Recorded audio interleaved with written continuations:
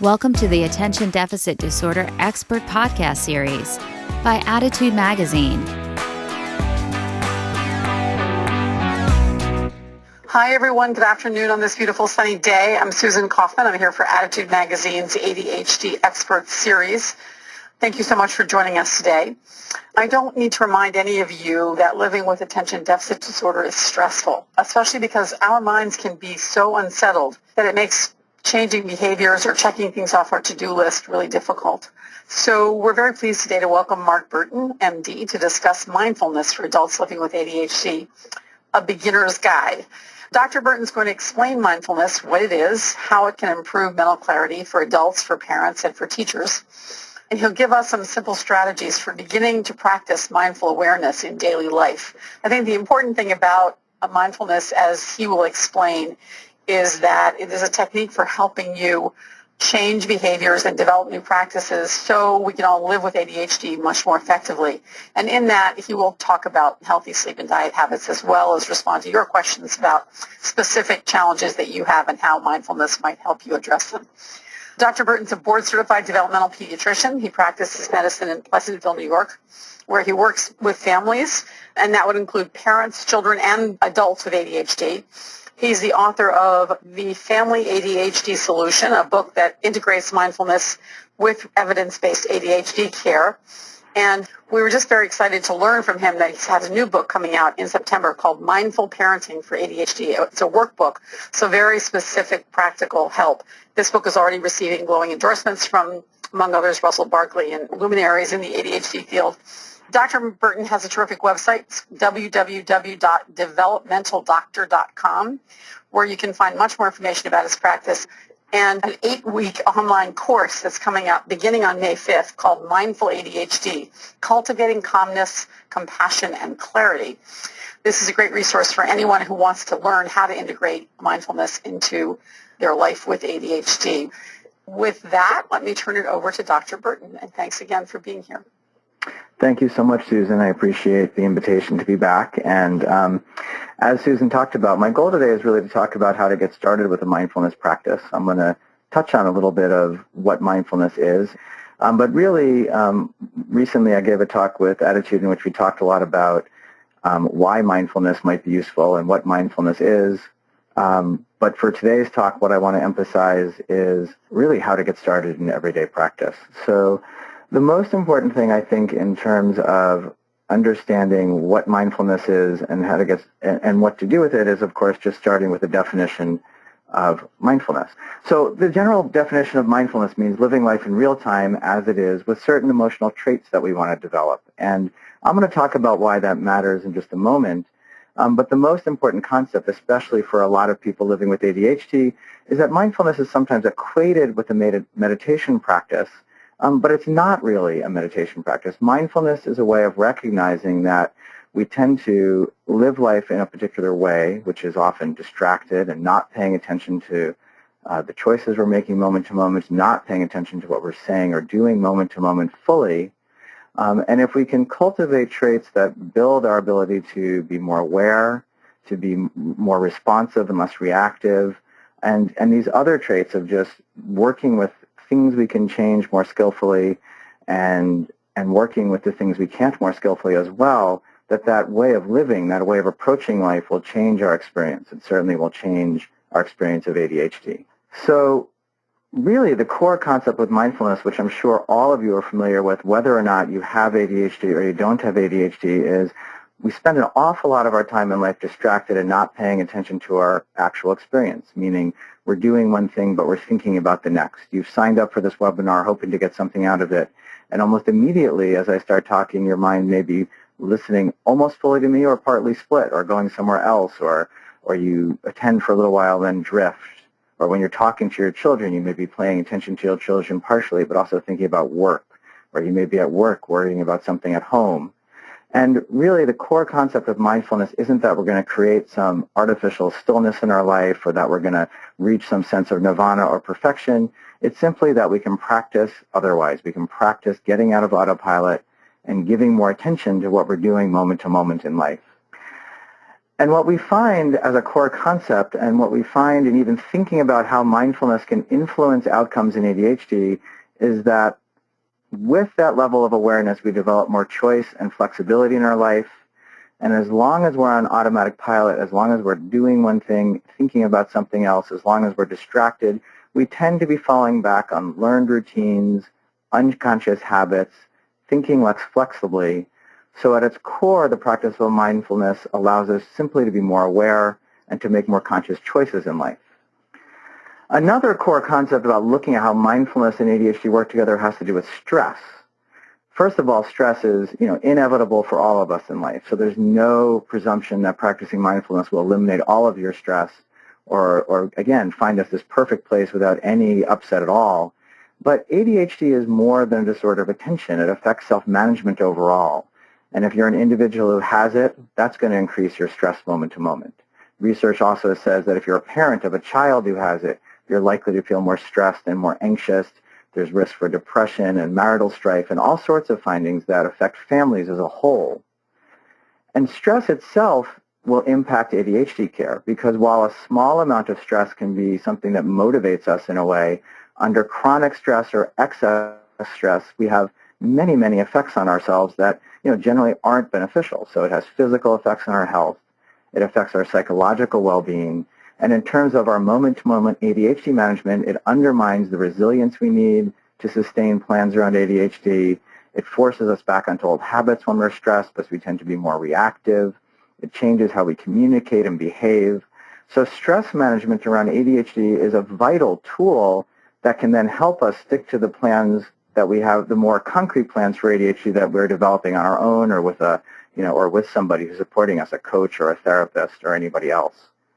So as I mentioned, that's my kind of quick overview of mindfulness, and it's kind of a look at the fact that mindfulness can help not really just with focused attention or as a meditation practice, but as this bigger skill set that helps us with managing stress and reactivity and changing habits. And I think I'm going to come back to that towards the end and into the question and answer session. But the primary goal for today is to really talk and follow up to my last attitude discussion with how can you actually get started with a mindfulness practice? What's realistic when life feels so busy, when we're parents, when we're individuals living with ADHD? And what I want to touch on today are 3 different ways we can start building these traits that have to do with mindfulness in our everyday life. One are more formal practices, which are like the meditation practices for mindfulness, which is kind of like hitting the gym. It's a routine we can develop so that traits having to do with stress management and responsiveness begin to trickle over into everyday life. A second thing I want to look at are the more informal practices, which is how can we bring mindfulness into things we're doing anyway every day? It doesn't have to be like hitting the gym only to get in shape. It can be like going up the stairs, as I said.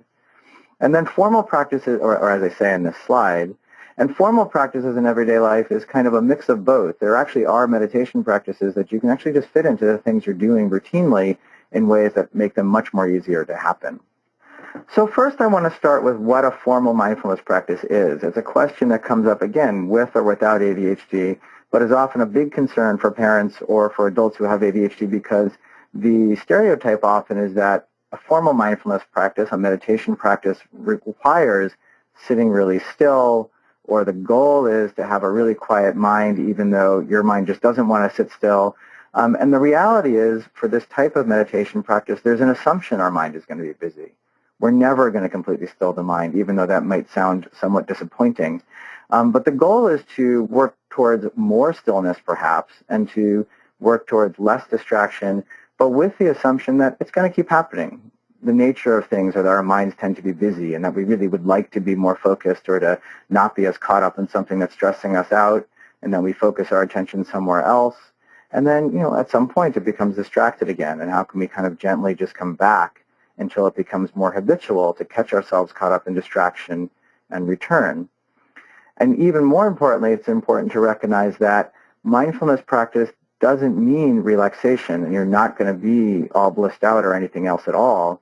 It's just a setting where you can practice more attention and more responsiveness with the hope that it's going to spill over into everyday life. Another way I sometimes say that is if we're going to work on stress management techniques in the first place, you probably don't want to work on them right in the most stressful moment of your life. That's kind of like if you decide you're going to go into moving pianos for a living, you probably don't want to go from no physical working out to moving, trying to participate in moving a piano without something bridging that gap. You're going to go weight lift and try to bulk up if you want to do that kind of heavy lifting. And stress management is just the same.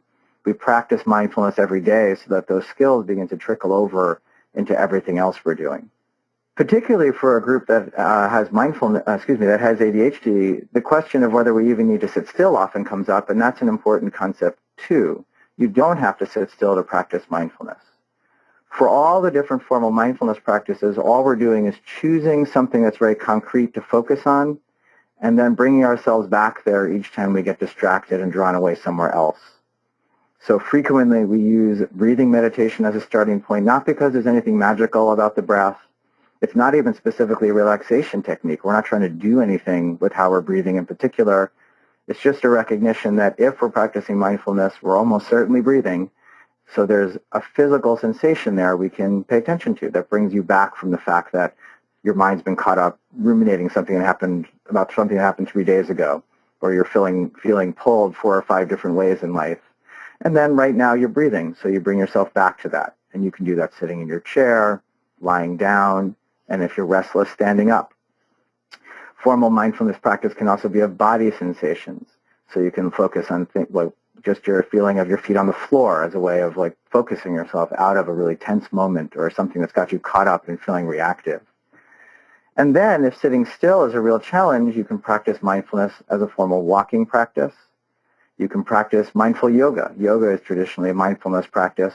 Or again, in sort of tying together how can you make this happen in a busy life, you can practice mindfulness in eating, which doesn't mean eating slowly. It doesn't mean eating in a particularly unusual way. It's just a recognition that for most of us, most of the time when we're eating, we're barely paying attention to what we're doing. We're not really tasting the food. In fact, often the foods we like most are the ones we eat quickest without the most awareness. And when things are distasteful is when we bring our attention to them more fully, which certainly has parallels in everyday life.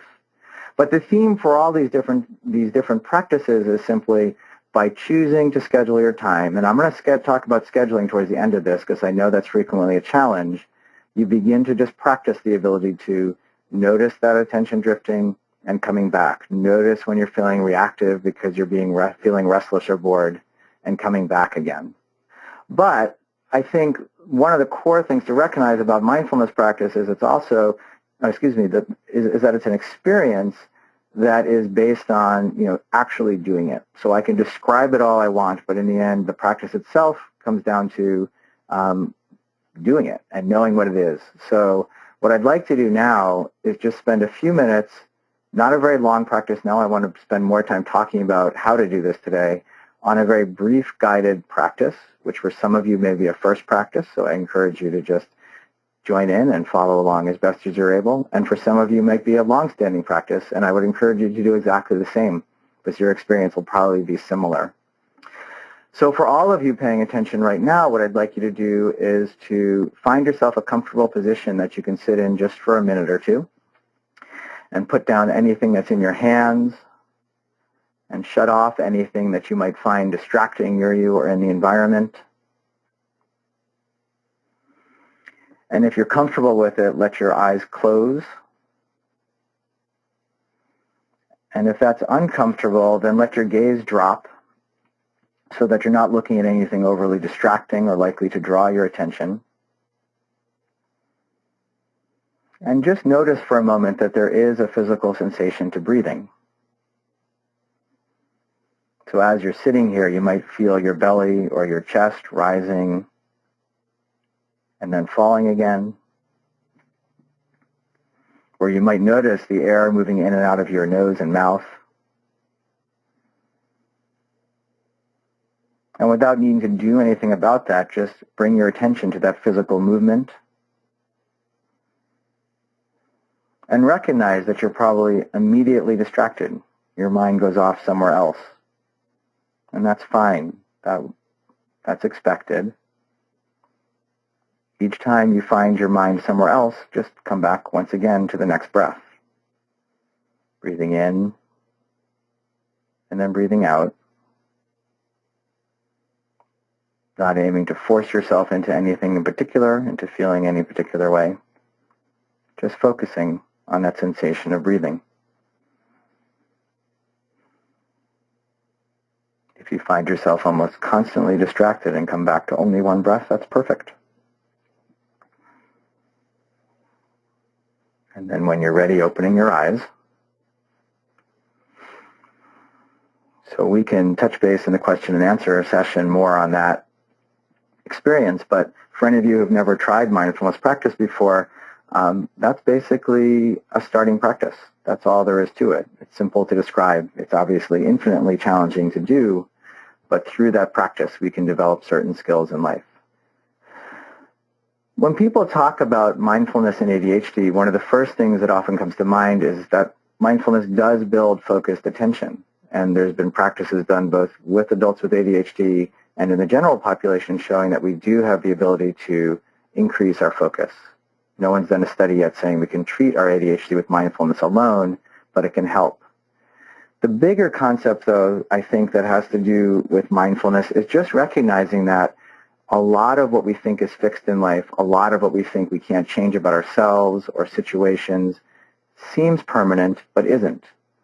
And the allusion here to Target Stores nodes is an allusion to an article in the New York Times several years ago in which they profiled the type of targeted advertising that Target Stores does, looking through shopping patterns to try to sort out who is probably pregnant among the women shopping at their store, and then trying to grab their shopping habits immediately, because what Target has shown is that habits don't change typically around shopping, and that's true for many aspects of life. So if they could grab your shopping habits around diapers, you're probably just going to keep shopping there. But the most interesting thing in the article, I think, that has to do with mindfulness and ADHD care is that their neuroscientists said that the moment you told somebody that this is just a habit was their opportunity to change. So the moment you pointed out, like, well, you don't have to shop there, you could shop somewhere else, that was the moment where people paused long enough to reflect and say, oh, wait, you're right. Maybe I can do something different.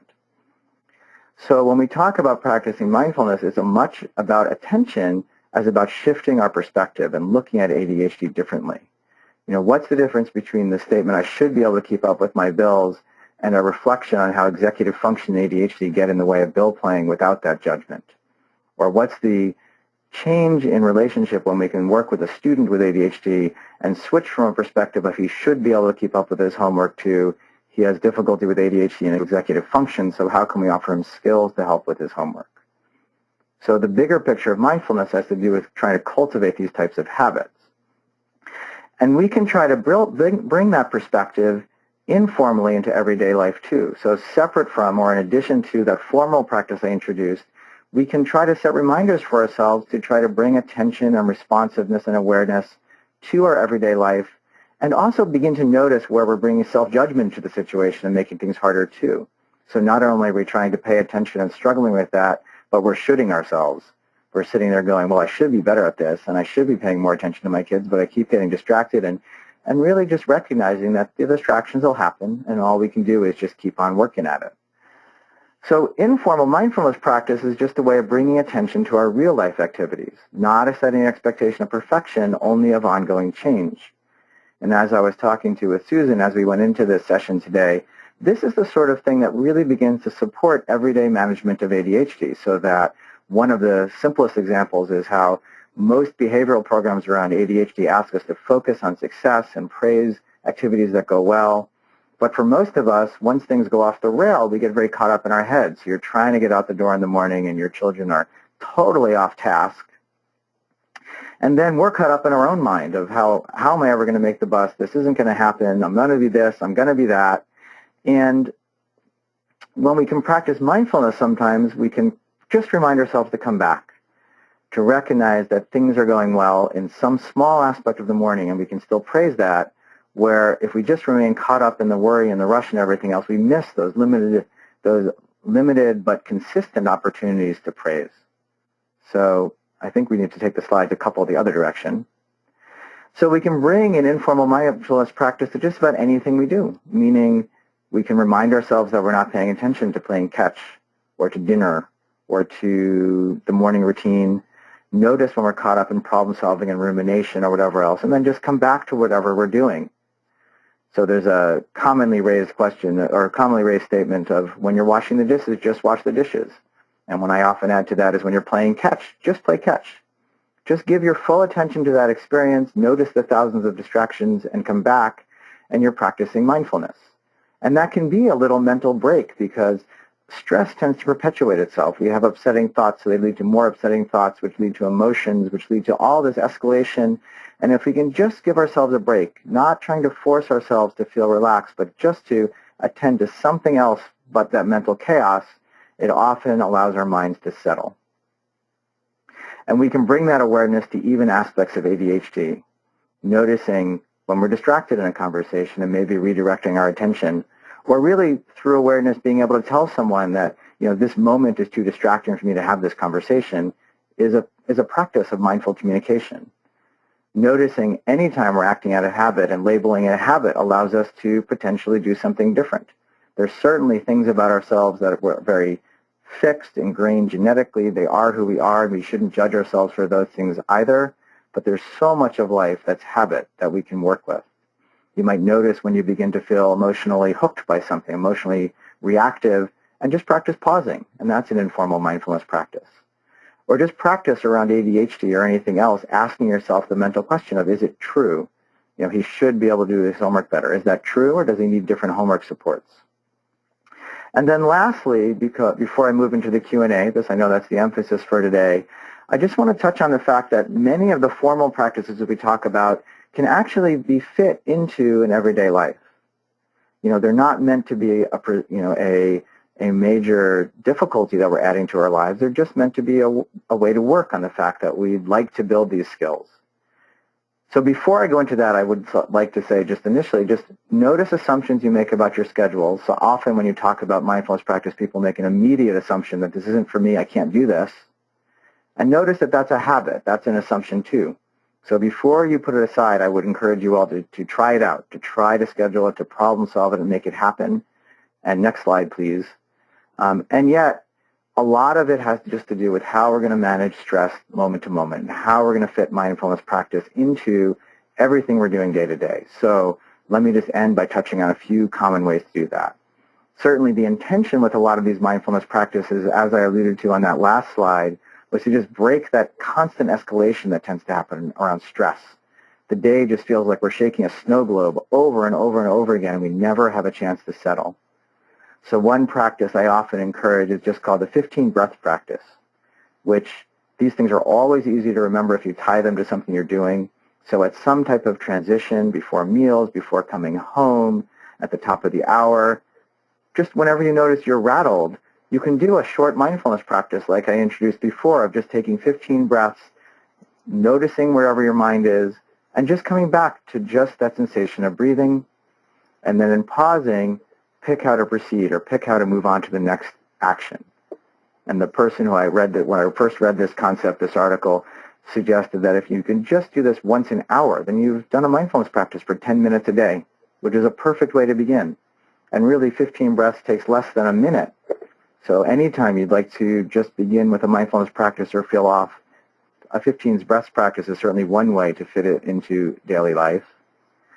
But you can also bring mindfulness practices into the basics of just everyday life, the things we're doing already, and use it even as an informal practice, and use it in ways that supports ADHD care, because each of these things I'm introducing here, mindfulness in eating, mindfulness in sleeping, mindfulness in exercise, are things that are often undermined by ADHD. There's almost a paradox of how better eating, sleeping, and exercise tends to help with ADHD, and yet all three of those types of routines are very hard to integrate into ADHD care or to get started with when you have it. So I mentioned mindfulness in eating, which can be taking any meal, any snack during the day, and just paying attention to the five senses, and then noticing when your mind's off somewhere and coming back. You can bring mindfulness into your bedtime routine. It's a great way for many people to wind down at night. Sometimes you can fall asleep during the mindfulness practice, which might not be the intention you bring to a mindfulness practice during the day, which is often about alertness and awareness. But if it helps you get your mind settled and fall asleep, that's great. Mindfulness in walking can just be, when you're going from one office to the next, when you're going down the corridor to school, when you're going from any point A to point B, You can do that walk caught up in your mind, caught up in rumination, totally off somewhere else, or you can just bring your attention back over and over again to what it feels like to be walking, what your feet feel like on the floor. Again, not in an unforced way, but maybe in the way you would otherwise bring only to a long hike somewhere else where you just remind yourself that this is, a stunning place in the mountains. Except we can bring that type of attention to a walk in the city, a walk in a school, or anywhere else. A last informal practice we can do, and I know the handouts will be available for download, so I'm going to go through these things relatively quickly, is the stop practice, which is just that recognition that any moment we catch ourselves distracted in life, we can help ourselves come back to awareness by stopping and pausing, taking a breath or two, observing what's going on in our experience right now. What is it I'm feeling and thinking right now? And then picking what to do next as a way of creating responsiveness and awareness just moment to moment. And if we have time in the Q&A, I can come back to how this one practice in and of itself can be so supportive in managing ADHD, where so many tasks end without quite reaching the conclusion, that this practice in and of itself can help with ADHD management for that reason alone. So the last thing I wanted to mention in introducing mindfulness in ADHD is just a recognition that ADHD itself makes new habits harder to form. So for anyone trying to form a new habit in life, the same basics hold true. And for ADHD, it's important to recognize that challenge and then stick to it. So if you'd like to build a mindfulness practice, what we typically talk about is set a manageable intention for your first step. It's often easier to tie it to what you do already. And then try to create the structure that's going to help yourself remember. So set up alarms, partner with somebody, be patient with yourself that this is a new habit you're trying to create. But most importantly, even as you're listening now, if that voice of doubt is already chiming in, all sounds really, really good, but never, never for me, recognize that that's a habitual voice. That is typically not the voice that actually logically examines things and problem solves. It's a habit that most of us have in life. And recognize that that doubt itself might undermine your plan, and then recognizing that as your habit, more fully commit to just trying something new. So in creating that structure, go out and sign up for a class. And like Susan mentioned, I would hope to see many of you starting the class next week, which would be, but there are many, many others, and they're local ones and ones you can take in person as well. There are many apps you can use on your phone that will help you maintain the structure for a short practice every day. Buy a book or partner with someone, but create the structure that would allow you to develop this mindfulness practice for yourself. So in just concluding, I just want to just wrap it up by just saying that mindfulness is a practice that's meant to be accessible and practical and something we can translate and make our own in different ways so that it works for us. It's not something that's really meant to just be read about or just listened to. It's something that you really need to just get out and do. Anybody can do it. It's accessible with or without ADHD. So create your plan and just set to it. And I think over time, hopefully you will see all these changes develop in your everyday life, both in your broader life and specifically in ways that will help you manage ADHD.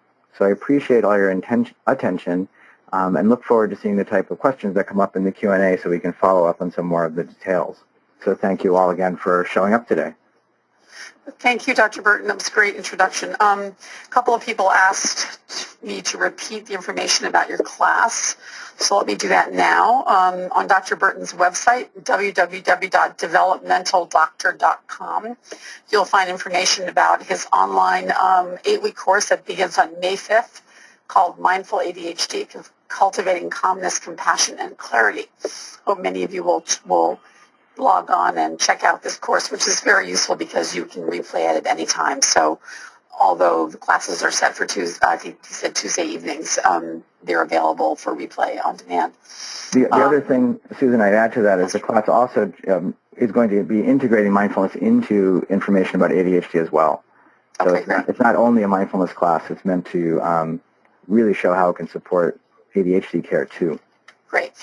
Lots and lots of questions about integrating mindfulness into the daily challenges of ADHD. But before we go to those, can maybe just talk a bit more about what your experience has been with people learning mindfulness? I'm curious to know, how long does it take people? How do they tend to work best? What in your experience, how does someone succeed at integrating mindfulness into their life, which seems like a challenge for many people?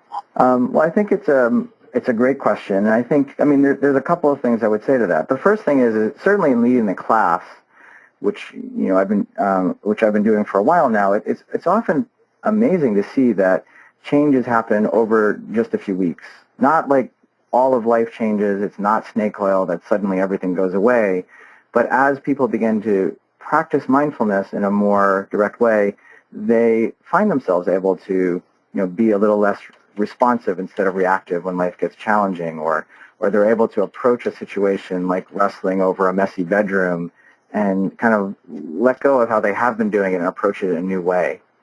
So I think on a good analogy we often use it's a little bit like physical exercise, so that you're going to notice some difference and some benefit immediately, and then the more you work with it, the more you're going to see that change expand. So that so I do think that you don't want to set up an expectation that that's impossible to match in jumping in, and yet of course if you're going to put the time into practicing something like mindfulness, you need to get some positive feedback that it's going to be successful and that there's going to be some difference in life, and clearly that's the intention, and that's what people begin to see, and that can be in many, many different ways, through their experience of stress, through their experience of behavioral management of ADHD, through communication.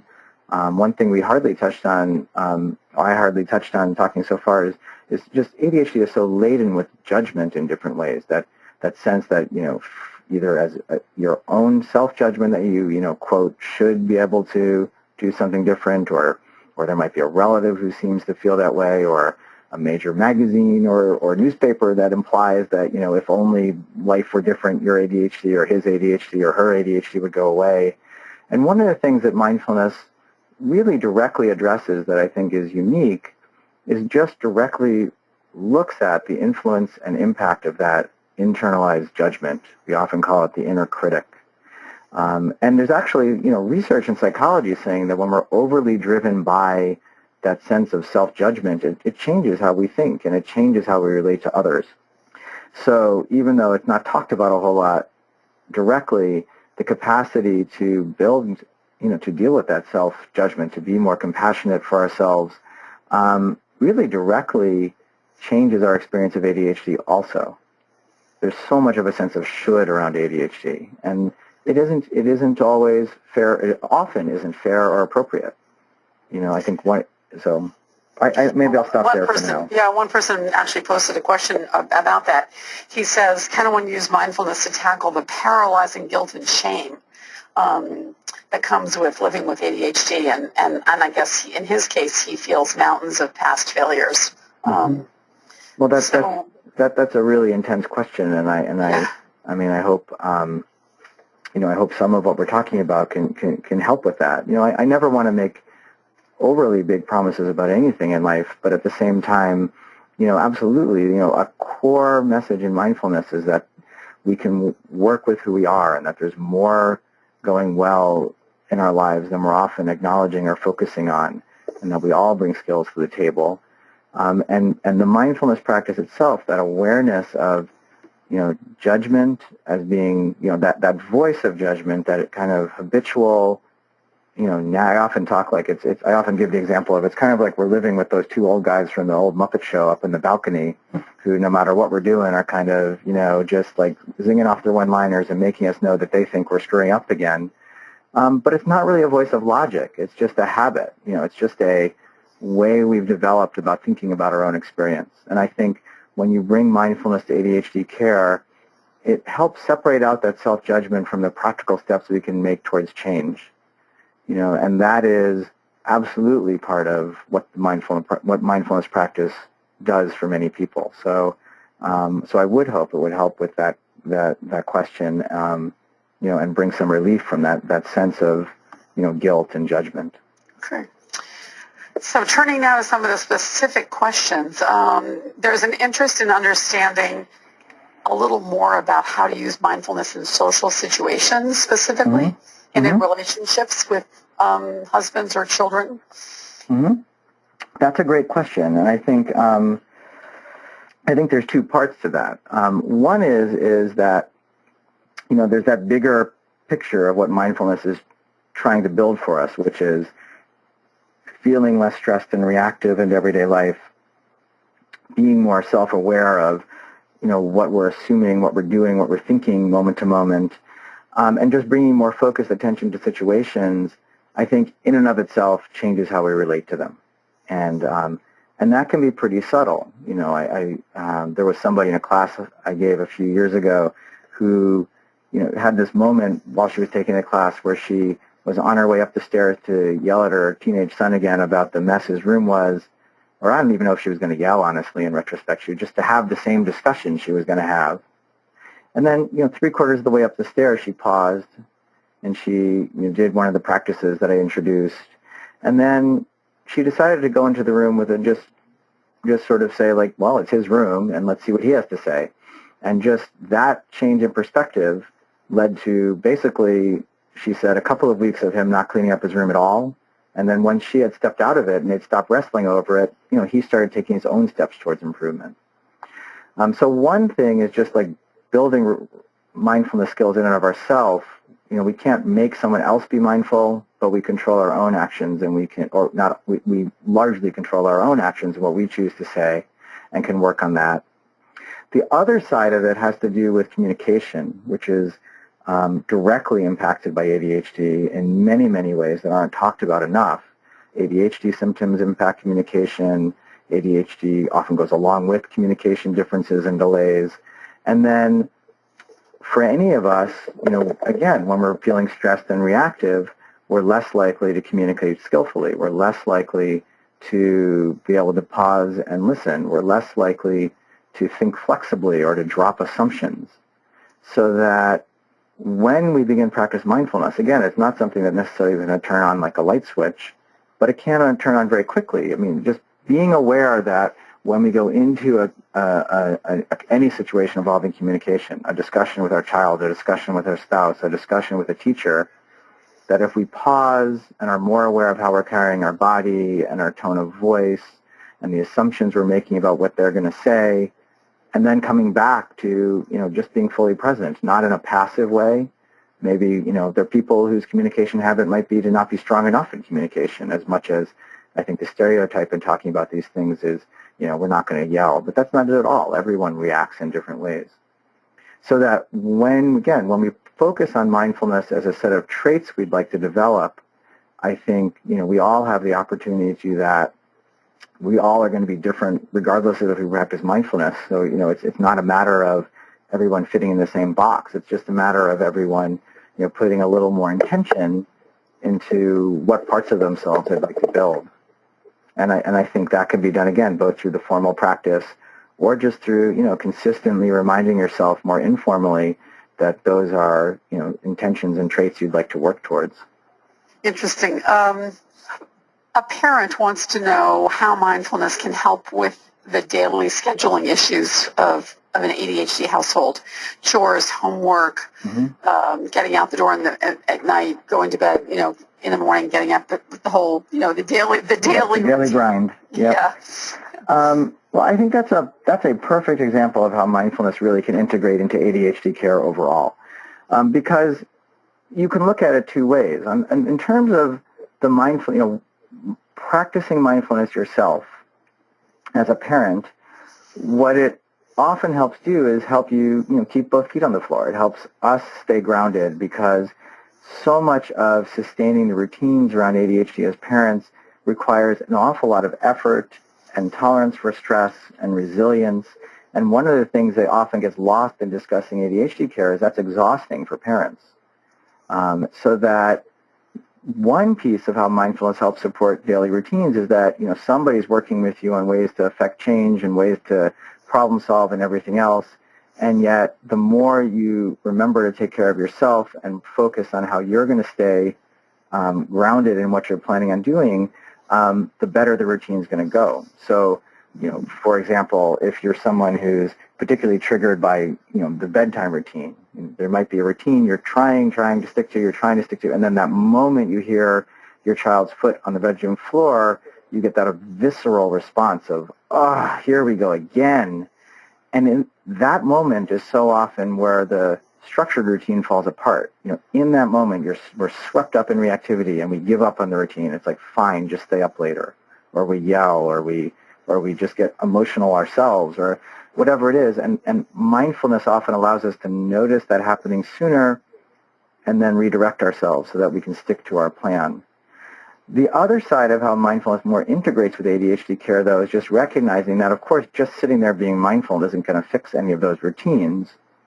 But approaching ADHD objectively, with awareness, and without as much reactivity allows us to problem solve differently, and allows us to, to sort of come back to, okay, how much of this is the routine we have created? What can we change? Where might there be some aspect of ADHD I'm completely not addressing, or is there something else going on for my child in the situation I'm not addressing? And more, more skill, or the skill isn't quite the right word, but that's, I don't want to be judgmental about it at all. It's just offering more tools for how do you manage your daily routines, because I think that's the other side of mindful ADHD together. One side of it is working towards changing how we come into those routines, and the other side of it is dropping assumptions and sort of, if a situation isn't working well, pausing and then going back to the book or going back to whoever you're working with to say, like, okay, why isn't the sleep routine working well? And what can we do differently? What habit, one example I often use about stress and bedtime is, if you have two parents of a child who's 4.5 years old and just refuses to do bedtime well, and one of them has the assumption that a 4.5-year-old is going to require a ton of support and guidance to get them to bed on time, and one of them has the assumption that a 4.5-year-old should just go to bed without bothering their parents at all. I'm not saying who's right or wrong, but you can see very clearly that one of their experiences of the routine will be very stressful, and one of their experiences of the routine will be much less stressful, just because of the perspective they're bringing to it. So some of the assumptions, there's so much written about and so much discussed about, that sense of judgment that goes along with ADHD, of you should be able to do this, or, we've been doing this bedtime routine forever and it should be, fixed by now, or you should just know how to keep yourself in bed. And changing that, noticing that as a habit often allows us to change the routine itself, so that so to kind of pull that together. So on the one hand, we can work on whatever we're bringing to the routine so that we're able to be as resilient and responsive and flexible and problem-solving as we possibly can. And the other side of it is trying to bring that same perspective of objectivity and seeing things as they are, and really trying to look at ADHD as a bunch of skills that we need to develop in ourselves or develop in children that allows for that next big step forward, so the daily chaos improves. It's interesting, as you were talking, two questions came in, one from a lawyer and one from a person in medical school. So two adults with ADHD. I'm going to read the questions, and both of the questions are filled with judgment about themselves. One person says, I'm a lawyer. Where does mindful fit in? When you're always a day late, $1 short, late for everything, never adequately prepared, and especially troubled by large projects and deadlines. And then another person says, I have ADHD. I'm in my first year of medical school. I try to practice meditation and mindfulness, but I'm often still overwhelmed, and the social stigma related to ADHD and receiving accommodations is very difficult. Any suggestions on ways to utilize mindfulness more successfully in this environment? So here are two professionals, both grappling with the demands of their profession and feeling clearly inadequate, and wondering whether mindfulness can help. Well, again, it is a consistent experience of ADHD to have that level of judgment as part of it. And I think, for really anyone living with ADHD, I would, again, step back and look at that bigger picture of two things. One is certainly, as I spoke about earlier, so I don't want to go into it again, the capacity to, one of the things that's amazing about having taught mindfulness for a while now is everybody I can probably honestly say everybody might really relates to that concept of the inner critic or self-judgment or the voice of judgment, we sometimes call it. And there definitely is an aspect of the practice which is just beginning to recognize that that isn't a logical voice. That isn't a voice that's sitting there, with an adding machine doing some calculations and deciding, yeah, you're doing well, or yeah, you're not doing well. It's a habit we can label. And a psychologist friend of mine once described how in his psychological practice he doesn't practice mindfulness. He just encourages like labeling that habitual voice something as a way of being to distance from that some. Because once we're getting wrapped up in that voice like that, it often changes, how we approach the rest of ADHD care. So, whether you're a lawyer, a physician, a teacher, a parent living with ADHD, when we're feeling that down ourselves and overwhelmed, we're less likely to feel like we're capable of making changes. We're going to be quicker to dismiss changes that are possible or dismiss certain possibilities that are possible. So that absolutely, again, part of the practice of mindfulness is to work with that. And then, to me, the bigger picture of what it means to bring mindfulness and evidence-based ADHD care together is to recognize that part of the practice of mindfulness is periodically just pause and reassess, and pause and look at our assumptions, and pause and look at the choices we're making about things like, is there someone we can, work with who can help us structure things differently? Or if we're talking about habits, like I talked about before, like if I'm feeling overwhelmed by time management, is there a different way I have to approach it? Often I think there's people, if you take on too much at once, plans fall apart. So is there a way to just do one small step towards change? Or do I need to find a new psychologist or ADHD coach? Or a really big one, because I think it's often sort of looked at as very separate from mindfulness, or look at something like the medication, where the decision-making about medication can be heavily influenced by our own judgment, by our own past experience, by how we're afraid someone else will judge it. And then, to bring mindfulness to decision-making means stepping back from the assumptions, going back to that basic question of, is it true? And maybe making a different decision about that. So that, mindfulness to me, will on one level help work with judgment in a way, but often is going to work best, integrated into this bigger perspective of how can I bring mindful awareness to, the coaching I'm doing, or how can I bring mindful awareness to seeking different accommodations, or asking for help about project management, or decisions about medication or my sleep routine, or it's about that bigger capacity to adjust and be flexible. So I would hope it could be very, very helpful for, all the different people who have brought up judgment and that, just intensely overwhelming, awful feeling of self-judgment that is so common with ADHD. It absolutely can help with that piece of what's going on.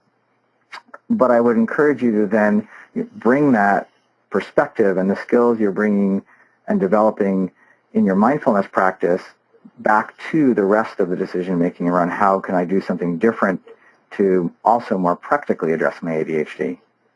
Okay, so I think I understand what you're saying is, so for the example of a lawyer who, let's hypothesize that he is indeed always late for missed deadlines and so forth. You're saying that mindfulness can help him let go of the judgment and begin to take concrete steps to address how it can be more on time.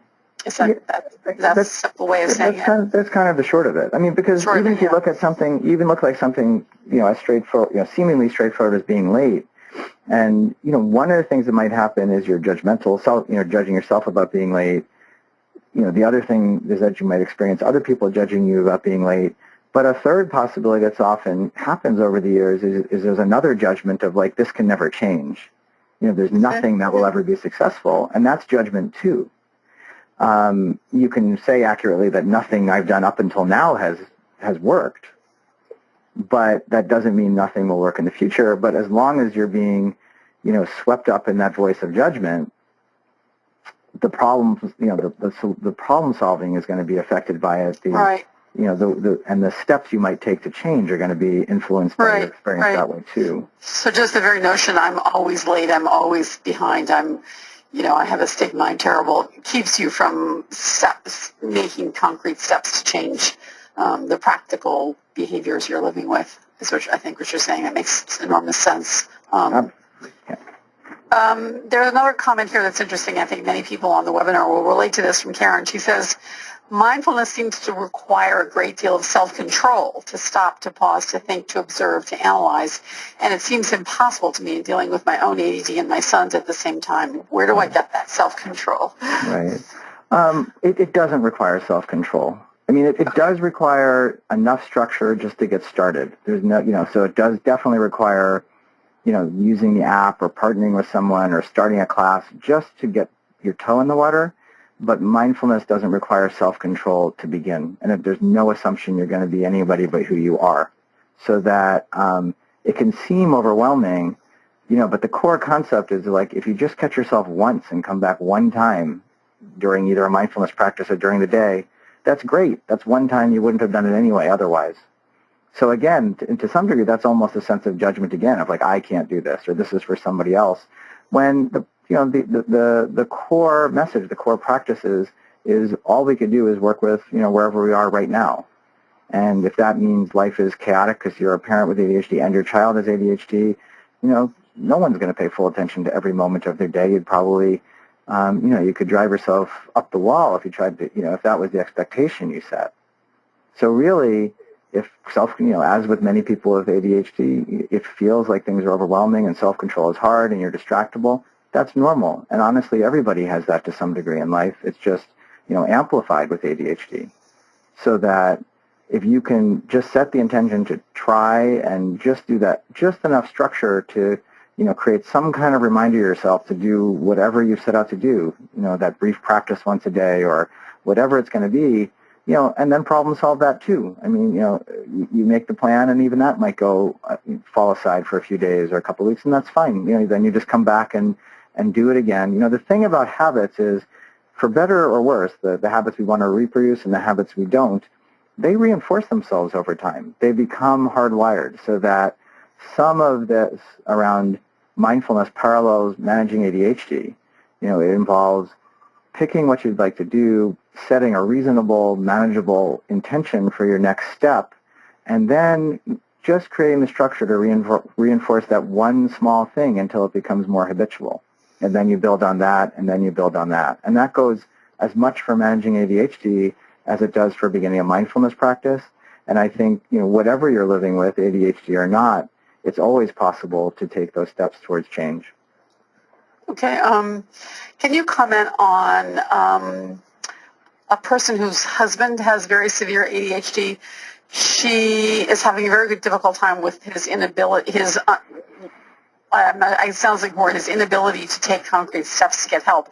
And she has a very poignant example of this very webinar where he said that mindfulness was going to be very helpful to him. He was interested in the webinar. She sent him an email about it. He forgot to sign up. She registered him. He said he put it in his calendar, but he didn't. And in any event, he is not listening today. And she's just wondering, how is she supposed to support her husband, who has a really difficult time taking concrete steps forward? That's another great question. And, as with all of these, I think it always, I think I'll stick to the sort of structure I've laid out so far today, which is, on the one hand, on a literal level, all any of us bring to any relationship directly is looking at how we're approaching the situation ourselves and how we're communicating and the steps we're taking, non-judgmentally. We're doing the best we can too. So, one piece of it is just that recognition, I think, that we can keep the discussion going. We can try to create the structure in a more literal way, but at the same time, it isn't fully under our control when someone else has ADHD.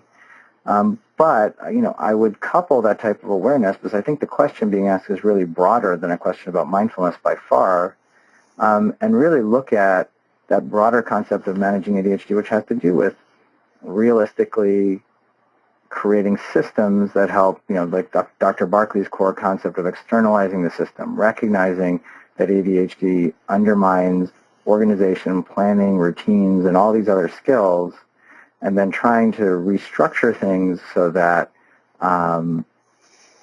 we can make, again, those steps that help address it more practically. Mm-hmm. So, and for your husband, it might be that, there's a recording of this, so you try to set that up for a different day. And if it's a bigger family issue, again, it might be working with somebody from outside the sort of relationship dynamic who can help bring that structure to a relationship, as ADHD certainly causes similar stress in marriages as it does between parents and children that I described earlier. Okay. That's interesting. Our time is almost up. There's some wonderful questions here. I wish we could answer all of them. Let me just ask a simple one that several people ask. Are there any specific apps that you found useful or recommend to people? Yeah, one of the cooler things about smartphones is as much as they can be a distraction, is that there are a growing number of ways we can use them more productively. So some of the mindfulness apps people talk about a lot are Get Some Headspace, or it's now called Headspace, is one. Stop, Breathe, and Think is another. And Calm is another one, .com. The other thing you can do is if you go to mindful.org, which is the website for Mindful Magazine, they have a list of downloadable meditations, mindfulness practices.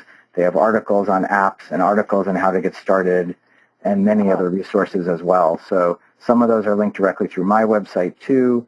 But if you want to, sort of explore beyond the few apps I just named, there are probably there are plenty more than that I haven't been able to mention. That's really terrific. Mindful.org magazine, great. So thank you so much, Dr. Bertin, and everyone for participating. I wish you all mindful addressing of all of our ADD symptoms. Dr. Bertin's website again, developmentaldoctor.com. Thank you so much, Dr. Bertin, and thank everyone for being here today. All right, thank you for having me. Bye. Bye-bye. For more Attitude Podcast and information on living well with attention deficit, visit attitudemag.com. That's ADDITUDEMAG.com.